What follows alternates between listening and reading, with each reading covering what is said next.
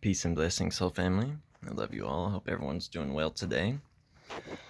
Today I want to talk about a little something that is connecting some of the esoteric symbolism between some of the Eastern and Western traditions, Kabbalah, or any of the Tantric or Eastern traditions, Sankhya, non-dual Shaiva Tantra. So recently we've been studying in shout-outs to Nish the Fish here lately, since we recently had the celebrations of Durga and then Kali Puja recently. So he'd been going over a bunch of the different symbolism of my Kali. So this here is Dakshina Kali. You can tell by her right foot raised on top of Shiva.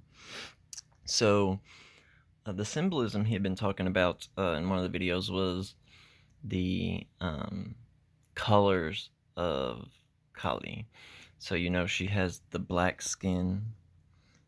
This statue is painted a little bit different, but she has the black skin, and the black represents tamas, inertia, the darkness, disillusion. And then she has the 2 rows of white teeth with the red tongue sticking out. So the red tongue is that active, dynamic, rajasic energy when it comes to the Gunas. And then that is being contained between the 2 rows of white teeth, which the white is sattva, that perfect harmonious balance. So the reason that Rajas is held between the teeth is the Rajas, that active energy, should be contained with sattva. So, we were talking about these 3 colors and their connection to the Gunas.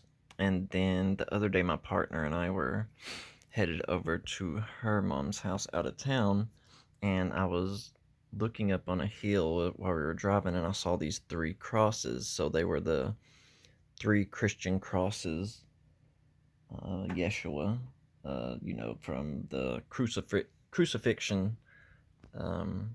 So when I saw these crosses, they were red, black, and white, and it was white in the middle, black on the left, red on the right. And I was like, holy shit, like the symbolism here, this is mind-blowing.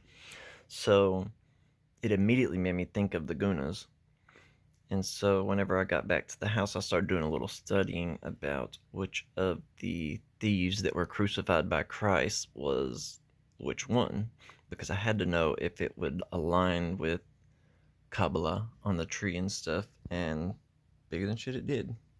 So the names of the thieves that were crucified aren't in the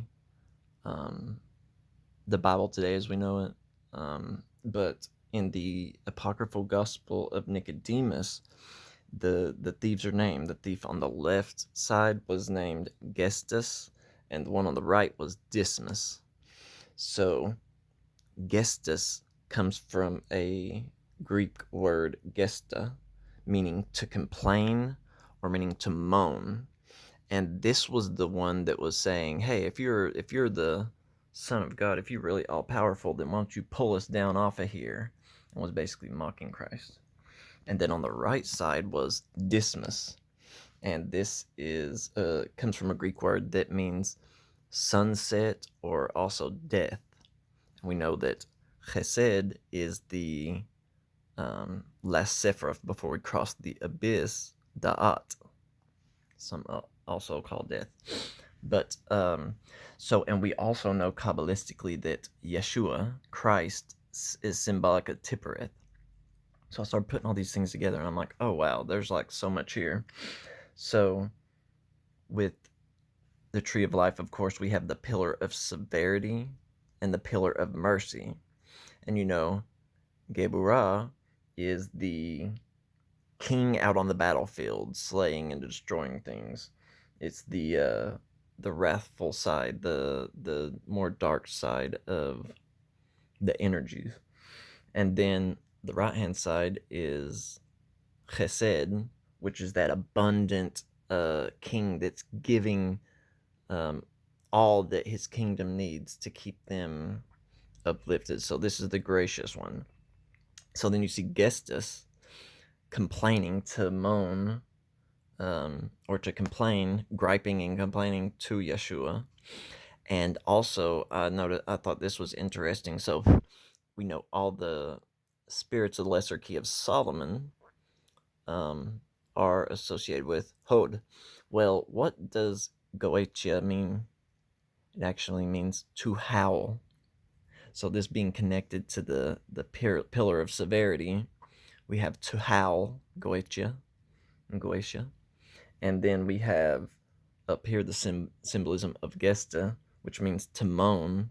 So I just thought that was really interesting that there was the connection on this pillar with the symbology of moaning, howling, complaining.